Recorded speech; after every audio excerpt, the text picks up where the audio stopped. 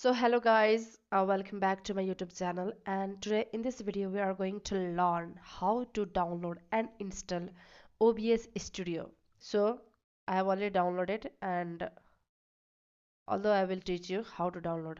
So open your browser, either Chrome or Microsoft Edge. So I'm opening the Edge, and then here go to the official website obsproject.com, and then you can see here download options for Windows, Mac or Linux. So if you are using the Windows, then click Windows, otherwise Mac or Linux according to your PC. And for example, if I am clicking here, then it's been downloading. So I have paused it because I have already been downloaded. So only this much is there is nothing more.